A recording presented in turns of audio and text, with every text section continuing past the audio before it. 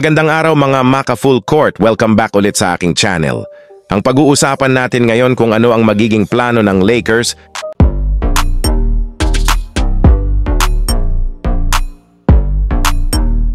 So kanina nga napanood natin kung paano dinomina ni LeBron at ng Lakers ang New Orleans Pelicans. Kung sa boxing nga ay round 1 pa lang, ay binugbog na nila ito.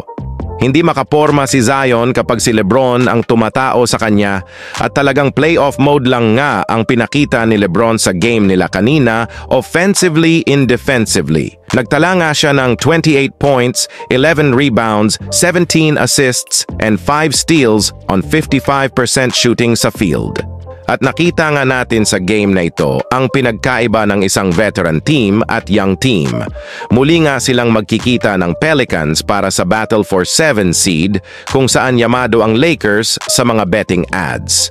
Dahil bukod nga sa tinambakan nila ito kanina at sa in-season tournament nga ay tinambakan din nila ito. Kaya naman inaasaan talaga ng madami na Lakers ang mananalo sa tapatan na ito. Tila ba na kryptonite na nga ang Pelicans sa Lakers. Ganun pa man kung magwawagi nga ang Lakers dito, ay nakaabang na sa kanila ang number 2 seed and defending champions Denver Nuggets na hindi nila matalo at sinasabi ng madami bilang kanilang kryptonite. Ganun pa man kung iiwas nga sila sa Denver, ay andoon ng risk na malaglag sila ng number 9 seed Sacramento Kings or number 10 seed Golden State Warriors.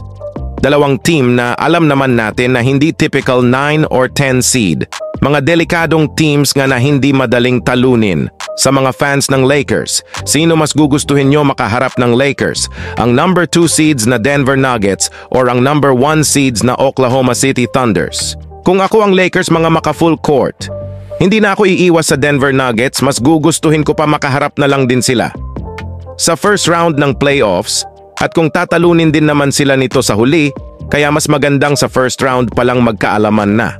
At kung sakaling mananalo ang Lakers, mawawala na ang sumpa at posibleng sila ang mag-uuwi ng kampyonato ngayon season. Ano po ang masasabi niyo dito? Agree po ba kayo? At yun lamang po mga ka-full court ang hatid kong balita ngayon. At kung nagustuhan niyo yung aking video, mag-subscribe na lang po kayo or like at para updated po kayo sa mga bagong kong video. If nagustuhan niyo yung video, kung may time po kayo mag-iwan na lang po ng comment sa video na ito.